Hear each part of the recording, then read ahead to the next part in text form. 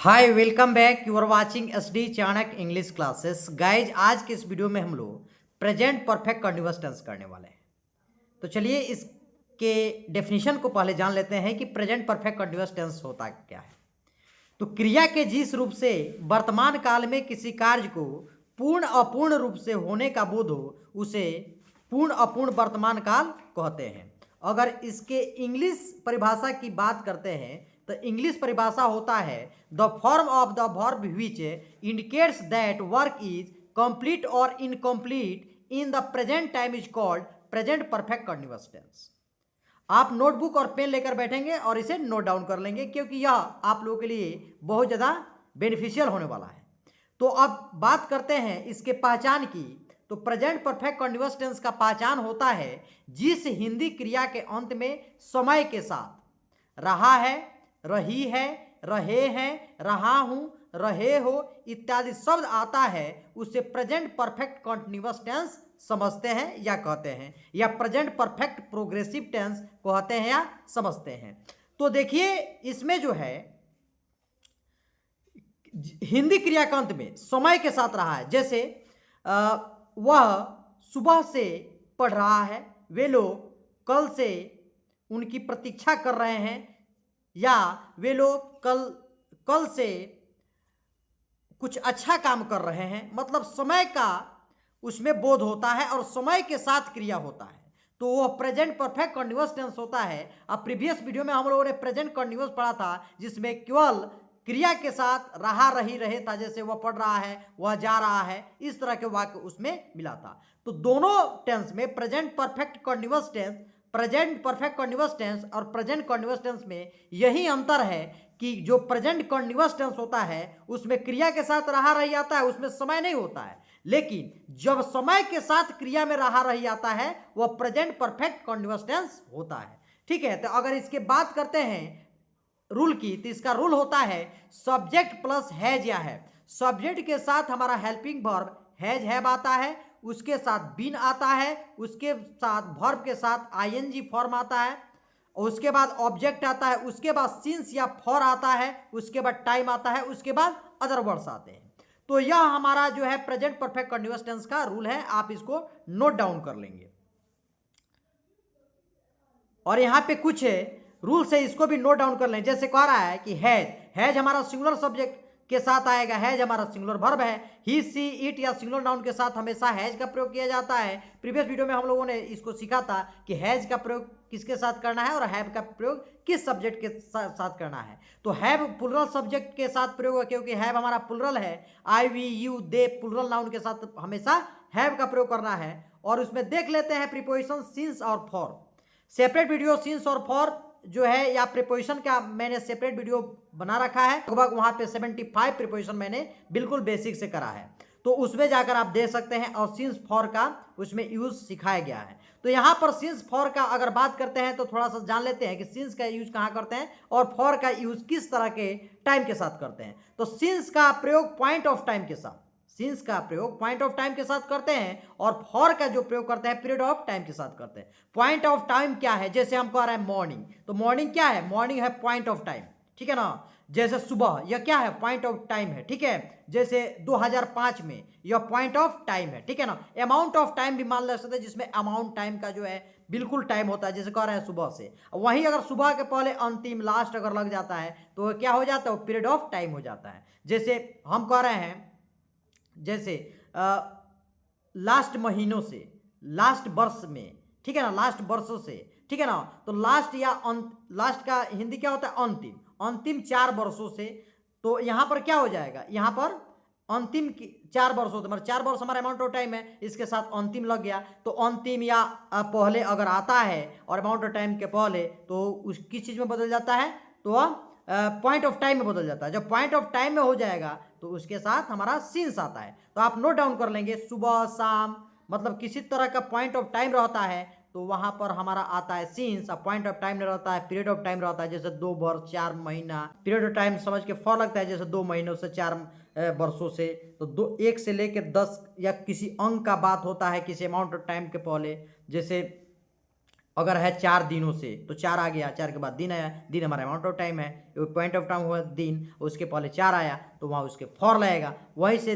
लेकिन एक चीज़ नोट करना है कि जब भी 4 बजे, 6 बजे, 7 बजे शब्द आता है तो वहाँ पे हमारा सिंस लगता है। तो जब भी बजे 4 बजे, 6 बजे, 7 बजे, 10 बजे आता है तो ये हमारा पॉइंट ऑफ टाइम हो जाता है। तो पॉइंट ऑफ टाइम हो जाएगा तो हमारा क्या लगेगा, सिंस लगेगा, और पीरियड ऑफ टाइम रहेगा तो फॉर लगेगा। तो यही इसमें देखना होता है, इसमें सिंस ऑफ फॉर का यूज हमेशा टाइम के लिए किया जाता है, टाइम के पहले। अब चलिए इसको एक एक, चलिए यहाँ पर अब उदाहरण देख लेते हैं। तो यहाँ पे दिया है मैं 2 घंटे से पढ़ रहा हूँ। देखिए यहाँ पर 2 से 2, 4, 6, 8 मैंने बताया किसी अमाउंट ऑफ टाइम के पहले या पॉइंट्स ऑफ टाइम के पहले रहे तो क्या लगेगा, तो वहाँ पे लगेगा फॉर। तो यहाँ पे देखिए I have been studying for 2 hour, बिल्कुल करेक्ट है, ठीक है। नेक्स्ट देख लेते हैं, यहीं पर रहता 2 बजे, अगर 2 बजे रहता तो ये हमारा क्या हो जाता, पॉइंट ऑफ टाइम होता तो सिंस लग जाता। लेकिन यहाँ पे क्या है, घंटा की बात हो रहा है, ठीक है, ये पीरियड ऑफ टाइम की बात हो रहा है, इसलिए यहाँ पे क्या लगा है, फॉर लगा है। मैं 2 घंटों से पढ़ रहा हूँ, I have been studying for 2 hour, बिल्कुल करेक्ट है। नेक्स्ट देख लेते हैं, वह सुबह से खाना बना रही है, she has been cooking since morning, बिल्कुल करेक्ट है।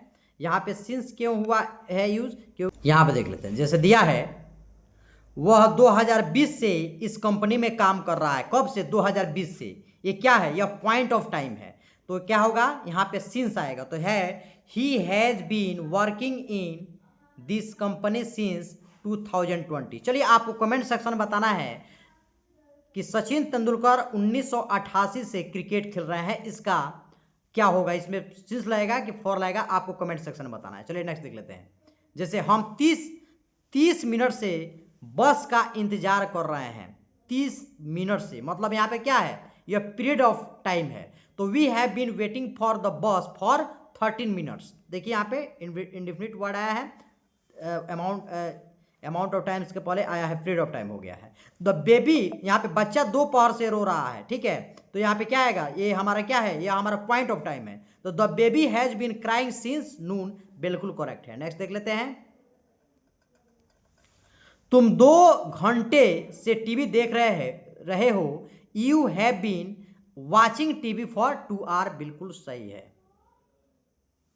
वह शाम 6 बजे से, देखिए बजे आ गया तो सिंस हो जाएगा, बजे के अलावा जैसे घंटा आता है तो वहाँ पे फॉर होता है, यही बजे आ गया तो ये हमारा क्या हो गया, यह हमारा पॉइंट ऑफ टाइम हो गया। तो 6 बजे यह एक अमाउंट ऑफ टाइम हो गया। तो she has been singing since 6 PM, बिल्कुल करेक्ट, सही है। नेक्स्ट देख लेते हैं, वे 6 महीने से अंग्रेजी सीख रहे हैं, they have been learning English for 6 month, बिल्कुल करेक्ट है, क्योंकि यहाँ पर क्या आएगा, फार आएगा। क्या पे देखिए 6 आ गया है, मतलब जहाँ अंक के बाद, ये ध्यान रखेंगे, ये समझेंगे, जहाँ अंक के बाद कोई टाइम्स आता है, ठीक है ना, या अंतिम या पहले के बाद कोई अमाउंट ऑफ टाइम आता है, जैसे पिछले वर्ष, ठीक है ना, अगले साल, अगले पिछले ई करके आता है, उसके बाद कोई टाइम आता है, तो वहाँ पे जब भी लगेगा, ध्यान रखेंगे, वहाँ फॉर लगेगा, नहीं तो हमारा पॉइंट ऑफ टाइम हो जाएगा तो सिंस लगा देना, ठीक है।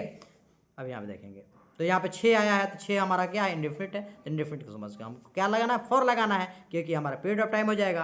तो they have been learning English for 6 month, बिल्कुल करेक्ट है। यहाँ पे देखेंगे, अब यहाँ पे क्या है, सुबह से, तो आप बताइए क्या होगा, तो he has been jogging in the park since morning, वह सुबह से पार्क में जॉगिंग कर रहा है।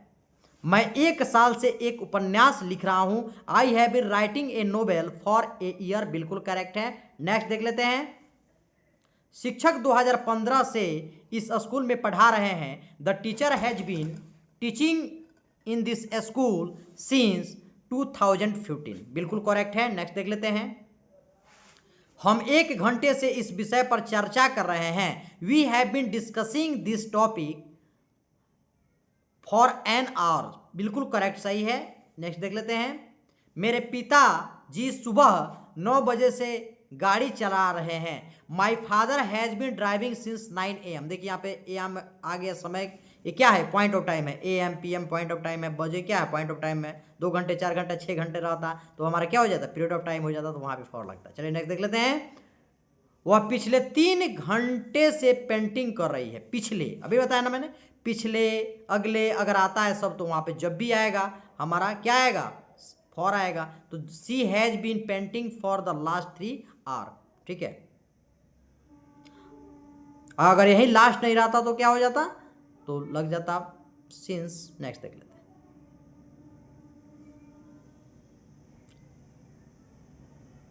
वे पार्टी शुरू होने से ही नाच रहा है। पार्टी शुरू होने से मतलब एक टाइम दिया है पार्टी शुरू, ठीक है। तो क्या होगा, they have been dancing since the party started, ठीक है। अब जैसे कब से, जब से, अगर ये भी आता है तो वहां पे क्या होगा, सिंस होता है। जैसे यहाँ पे देखिए, वह कब से दौड़ रहा है, ये अगर इस तरह आता है तो फिर सिंस व्हेन, इस तरह बनता है वाक्य। जैसे यहाँ पे है दिया है, मैं 5 साल से योग का अभ्यास कर रहा हूं। I have been practising yoga for 5 years, बिल्कुल करेक्ट है। नेक्स्ट देख लेते हैं। नेक्स्ट दिया है, मजदूर सुबह से सड़क की मरम्मत कर रहे हैं। The workers have been repairing the road since morning, सुबह की बात है तो सिंस मॉर्निंग बिल्कुल करेक्ट है। नेक्स्ट देख लेते हैं, वह 1 घंटे से फोन पर बात कर रहा है।